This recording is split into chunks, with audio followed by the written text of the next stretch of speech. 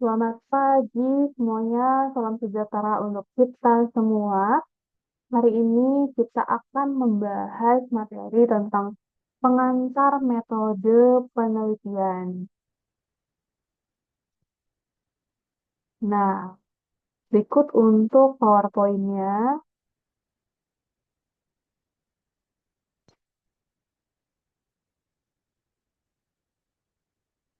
Nah, yang akan kita bahas pertama yaitu mengenai penelitian ya.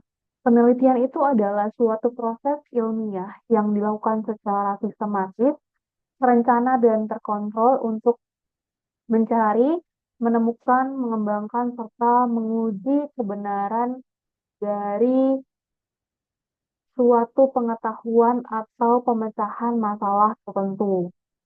Nah, kemudian apa sih metodologi penelitian itu, teman-teman? Ya, metodologi penelitian itu adalah perangkat prinsip, aturan, dan prosedur yang sistematis digunakan untuk mendapatkan pengetahuan dan memecahkan masalah dalam penelitian. Nah, metodologi penelitian itu bertujuan untuk memastikan bahwa proses penelitian dilakukan secara sistematis, terstruktur, dan dapat dipertanggungjawabkan secara ilmiah, teman-teman. Nanti sehingga hasil penelitiannya memiliki akurasi dan konsistensi. Nah, kemudian ada scope dari research metodenya, yaitu untuk pendekatan penelitian, jenis penelitian, desain penelitian, teknik pengumpulan data, teknik analisis data, alasan pemilihan metode, dan lainnya, teman-teman. Nah, untuk fungsi dari metodologi penelitian, ya, fungsinya yaitu bisa memberikan pedoman penelitian, kemudian menentukan metode dan teknik yang sesuai, menjamin keabsahan penelitian, dan mencegah kesalahan yang dilakukan dalam penelitian. Dan juga bisa untuk menentukan pendekatan yang tepat nih bagi teman-teman. Nah, kemudian tujuan dari metodologi penelitian yaitu untuk membantu peneliti mencapai tujuan penelitian secara sistematis, menjelaskan alasan pemilihan metode, memberikan kerangka kerja, memastikan penelitian itu bisa diulang untuk meningkatkan kualitas penelitian itu sendiri, teman-teman. Nah, kemudian jenis-jenis penelitian.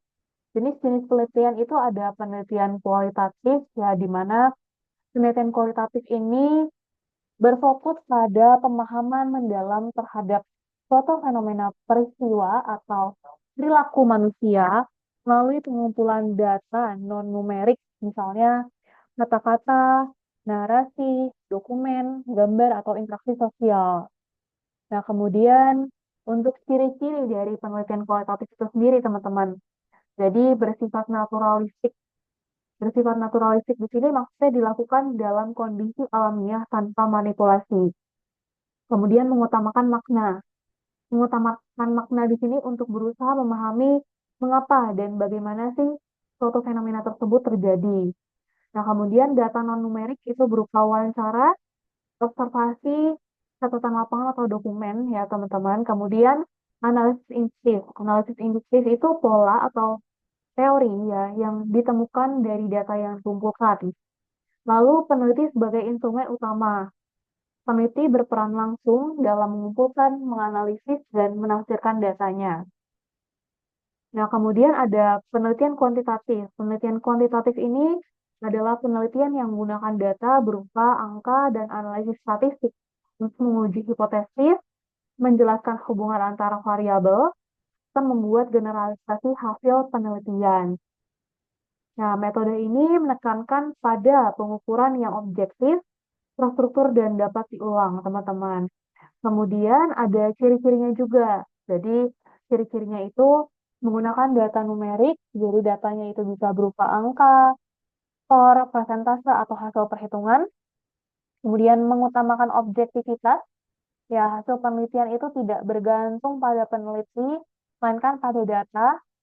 Lalu desain terstruktur. Desain terstruktur itu metode penelitian sudah ditentukan sejak awal, misalnya melalui instrumen kuesioner. Kemudian menggunakan analisis statistik. Di sini analisis statistiknya misalkan seperti regresi, uji T, ANOVA atau misalkan SRAM. Kemudian bersifat deduktif. Jadi berangkat dari teori atau hipotesis lalu diuji data lapangan. Nah, kemudian mixed method. Ya, penelitian mixed method ini pendekatan penelitian yang menggabungkan metode kuantitatif dan kualitatif dalam satu studi ya untuk memperoleh pemahaman yang lebih komprehensif tentang suatu fenomena. Nah, kemudian di sini kita akan membahas jenis-jenis variabel ya, di mana di sini ada variabel independen ya. Variabel independen ini disebut juga variabel bebas, di mana di sini variabel independen ini akan mempengaruhi atau diduga menjadi penyebab perubahan pada variabel lain. Nah, ciri-cirinya yaitu menjadi penyebab yang mempengaruhi variabel dependen ya, kemudian nilainya dapat diubah, dimanipulasi dan atau dikategorikan oleh peneliti. Kemudian tidak dipengaruhi oleh variabel dependen dalam kerangka penelitian, tapi bisa dipengaruhi oleh faktor lain di luar penelitian. Nah, kemudian variabel dependen. Variabel dependen ini bisa disebut juga dengan variabel terikat, yaitu adalah variabel yang dipengaruhi atau menjadi akibat dari adanya variabel independen. Nah, ciri-cirinya itu nilainya dipengaruhi oleh variabel independen. Nah, kemudian menjadi fokus utama dalam penelitian. Jadi, apa sih yang ingin dijelaskan oleh teman-teman atau diprediksi gitu. Kemudian tidak bisa dimanipulasi secara langsung oleh peneliti, tapi berubah karena adanya variabel lain. Nah, kemudian variabel moderasi. Variabel moderasi ini adalah variabel yang mempengaruhi kekuatan atau arah hubungan antara variabel independen dan variabel dependen. Jadi di sini ciri-cirinya tidak selalu berpengaruh langsung terhadap Y, tapi mempengaruhi hubungan antara X dan Y-nya. Nah, bisa memperkuat, memperlemah, bahkan mengubah arah hubungan, dan biasanya diuji dengan interaksi X, M, Y, ya, dalam analisis statistik. Nah, kemudian ada juga variabel intervening. Nah, variabel intervening di sini adalah variabel perantara yang menjelaskan bagaimana atau mengapa variabel independen mempengaruhi variabel dependen. Jadi ciri-cirinya itu menjadi perantara atau media dalam hubungan sebab akibat. Dan biasanya itu dipengaruhi oleh X, ya lalu mempengaruhi Y-nya. Dan kemudian menjelaskan mekanisme proses terjadinya pengaruh. Tanpa variabel ini, ya hubungan X dan Y bisa saja jadi lemah ya, atau misalkan tidak jelas ya, teman-teman. Dan kemudian ada variabel kontrol, di mana variabel ini yang tidak diteliti secara utama, teman-teman. Tapi harus dijaga atau dikendalikan pengaruhnya agar tidak mengganggu hubungan antara variabel independen dan variabel dependennya. Jadi ciri-cirinya itu tidak menjadi fokus utama penelitian, tetapi tetap diperhitungkan. Dikendalikan agar pengaruh X terhadap Y itu lebih jelas dan bisa berupa karakteristik responden, kondisi lingkungan, atau faktor lain yang relevan. Nah, sampai di sini, jika ada pertanyaan, silakan disampaikan, dan sekian dari saya. Terima kasih, selamat pagi.